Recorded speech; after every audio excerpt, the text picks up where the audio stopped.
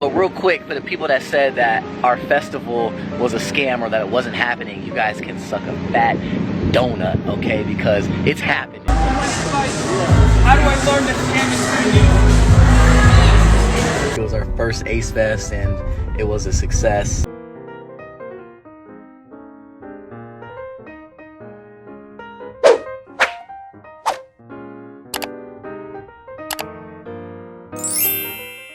Hey guys, and welcome back to my channel where we spill tea left, right, and everywhere in between. Today's video is all about the Ace Fest and that it may or may not have been a scam. Who went there, what people saw, and what went down. And most importantly, was it worse than Tanacon? But before we get into it, don't forget to give this video a thumbs up and subscribe to the channel. Alright, so the Ace Fest, or Disney meets Coachella, that's how the Ace family claimed it would be, may actually have been Fyre Festival x Tanacon. Well, sort of. I've gathered all of the tea from fans who went to the festival as well as drama channels who went to investigate. Quick shout out to Spill Sesh, Noodles, Rich Lux, Madcatster, Swell Entertainment, Atozy. First impressions from what I've seen online, there was poor organization, quite empty, not many people were at the attractions, and most of them were waiting at the meet and greets. A day before the event, Austin and Catherine were showing off the place, the rides, and just giving a little preview or a tour of the space. And there was also this clip of Austin claiming people who doubted that the fest was a scam to suck a fat donut.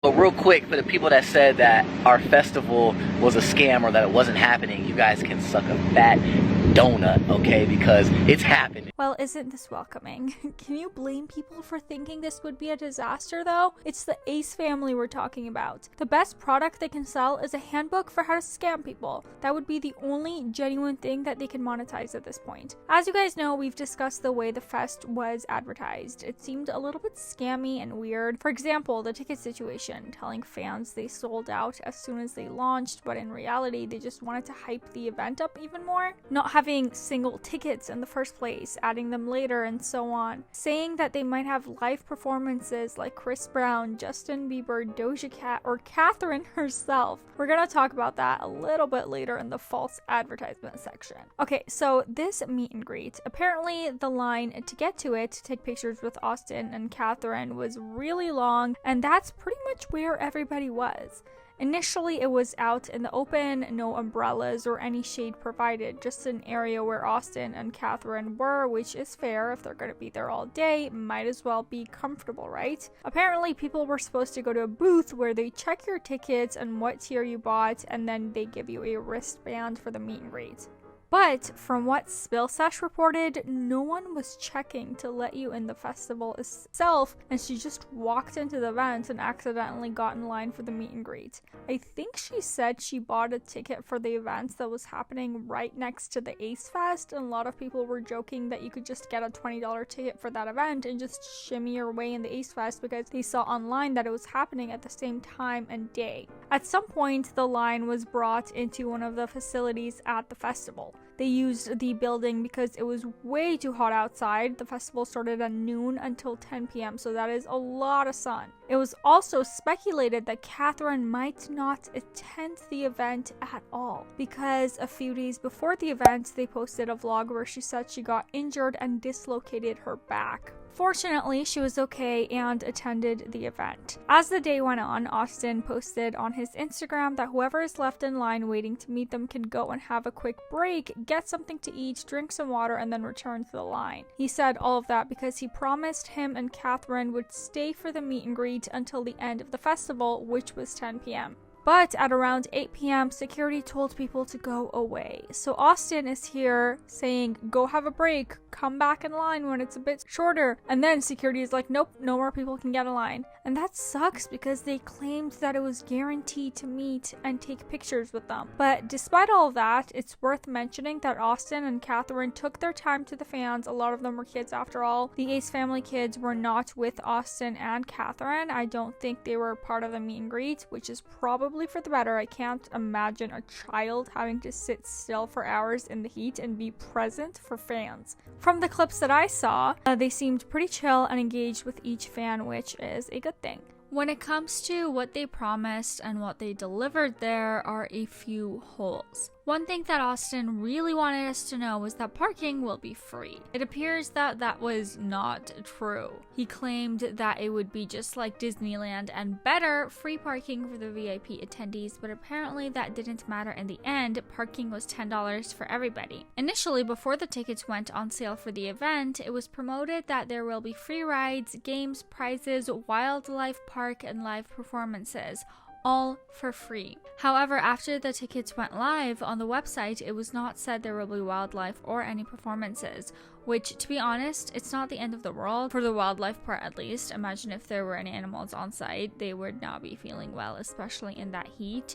So we'll give them a pass for that one, but it is weird to change claims immediately after tickets go on sale. That suggests poor organization and last minute planning. As of performances, I can't really think of anything or anyone who would agree to work with Austin, unless he was planning to be the one giving out performances by having a fight with someone at the festival. But then again, that would not be very family friendly, wholesome entertainment. The rides and the games at the festival look like just any town's carnival, nothing too crazy, but they were free, so the Ace family didn't lie on that one. They do look quite sad and empty, but that's just because everyone was gathered at the meet and greet line. I think in Def Noodles' vlog, he mentions that people who worked at the games were begging for others to play or get on the rides. As for prizes at the games, it looks like the only thing you could win was dusty old Ace family merch. Spill Sesh showed a clip of a freaking Ace family Christmas ornament. I don't know what to say if those are the prizes. I don't think anyone would be returning for another festival, but I guess that's a better way to clear out any old merchandise rather than provide actual prizes like toys for the kids. I mean, better than just throwing away the merch, so there's that.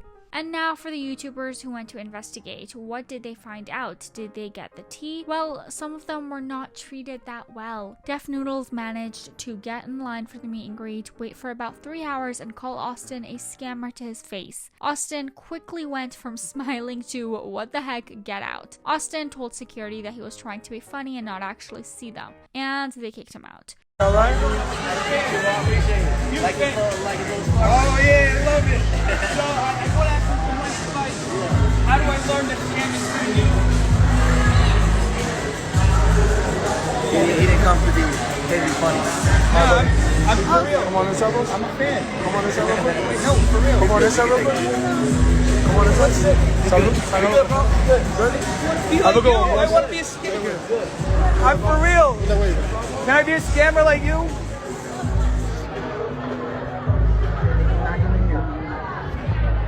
I got kicked out. Def Noodles also saw the H3 crew, Zach, Dan, and Cameron, because they went to the festival as well. So, Rich Lux and Madcatster also got kicked out from Ace Fest. Something to keep in mind is that Austin and Catherine probably told security to be on the lookout for some people. Remember how they went on and on about these drama channels will lie to you, they want you to click on their videos, be prepared. Be prepared for some just drama, some unwanted, just weird vibe, weird energy coming towards the Ace family name in the next month or so. It happens like waves. It kind of comes and goes depending on how much we're doing. If we're out there and we're doing events, there's just more thrown at us. Just be prepared that that's coming. Don't click these drama channels. Don't click these news outlets because they're just trying to get you to click. I think they knew drama and tea channels would pop up and investigate, so for them to avoid more drama, they probably warned security to look out for them. One of the people who made quite a few videos about the Ace Fest was Madcatster. Maybe when security saw them, they kind of figured it out, hey, these two should not be here, but some claimed that they got kicked out due to security being homophobic. I can't confirm either statement, but it seems more likely that security was just prepared to kick out drama channels. Imagine if I somehow went to like Trisha Paytas's wedding. I don't know if she remembers me, but let's say she does. She could have like told her security, this hot tea girl has made a ton of videos about me, kick her ass out. So that just seems more logical, but who knows. Here is footage of what Rich Lux and Madcatster filmed. That's a whole different story. It's a North Soul Festival. It is also back there where you cannot enter that system. It's said so by me.